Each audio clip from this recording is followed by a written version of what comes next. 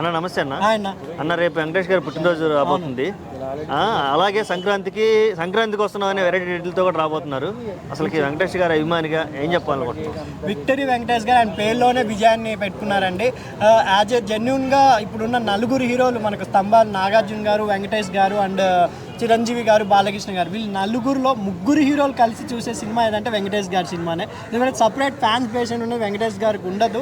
ప్రతి hero fans వాళ్ళు ఫ్యామిలీతో వెంకటేష్ గారి సినిమాకి వెళ్ళాలని అనుకుంటున్నారు. కాబట్టి ఈ సంక్రాంతికి game changer and Daaku Maharaj ఉన్నా కూడా ఆ ఫ్యాన్స్ సంక్రాంతికి వస్తున్నాం సినిమా కంపల్సరీ చూస్తారు. అది కాకుండా అనిల్ రావిపూడి, రాజమౌళి గారి తర్వాత సక్సెస్తోనే కంటిన్యూ అవుతున్న డైరెక్టర్ గారు అనిల్ రావిపూడి కూడా కాదు, ఇంకా దిల్ రాజు గారికి కూడా ఇది రెండో సినిమా సంక్రాంతికి.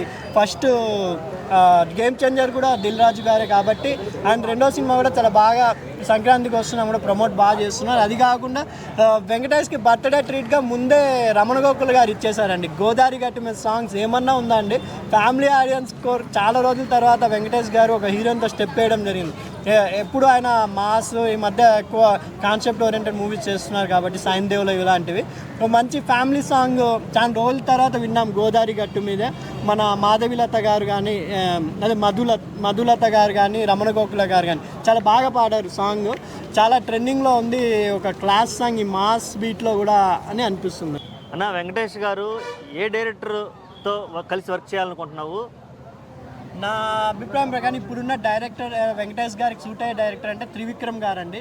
త్రివిక్రమ్ గారు జెన్యున్గా ఫ్యామిలీ ఓరియంట్ పిక్చర్లు ఎంతవరకు తీశారు. సన్ ఆఫ్ సత్యమూర్తి కానీ, జులాయ్ కానీ, మన గుంటూరు కారం కానీ, అలాంటి ఒక సెంటిమెంట్ ఉన్న కథలు వెంకటేష్ గారు త్రివిక్రమ్ కాంబినేషన్లో పడితే, ఎందుకంటే త్రివిక్రమ్ గారు డైరెక్టర్ కాకముందు మల్లీశ్వరికి చేశారు, నూనా నచ్చాకు చేశారు.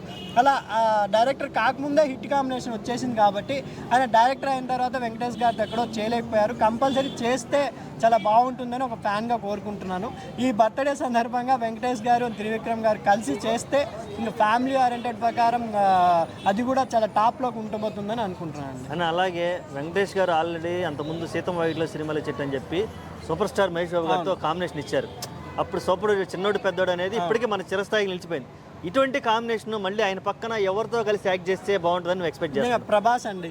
ప్రభాస్ గారితో చేస్తే వెంకటేష్ గారు ఇమేజ్ కానీ ప్రభాస్ గారు కూడా ఎక్కువ అపాయత చూపిస్తారు. సెంటిమెంట్ కూడా ఆయన ఇంతకుముందు పండించారు. ఇప్పుడు యాక్షన్ హీరో అయిపోయారు కాబట్టి కొంచెం సెంటిమెంట్లో ఎక్కడో తగ్గారు. వెంకటేష్ గారు అండ్ ప్రభాస్ గారు ఒక్క మూవీ పడితే యాజ్ ఎ ఫ్యాన్గా సూపర్గా ఉంటుంది అని అనుకుంటున్నాను నేను. ఓకే, ఇంకొక క్వశ్చన్. ఇప్పుడు వెంకటేష్ గారు అన్ని పాన్ ఇండియా రేంజ్ సినిమాలు ఇంకా రావట్లేదు. అంటే మొన్న ఏదో సైన్తో ట్రై చేశారు కానీ అది కూడా పూర్తి స్థాయిలో ఏదో తూతు మంత్రంగా చేసినట్టు అని నాకు అనిపించింది.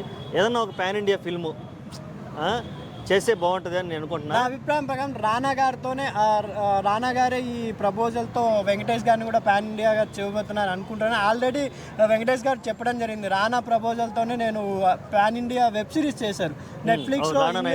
రానా నాయుడు ఇంగ్లీష్లో కూడా ఉన్నది నెట్ఫ్లిక్స్లో. కానీ కొంచెం వెంకటేష్ గారి ఇమేజ్ని ఎక్కడో డ్యామేజ్ చేసినట్టు అనిపించింది ఆ బూతులు కానీ.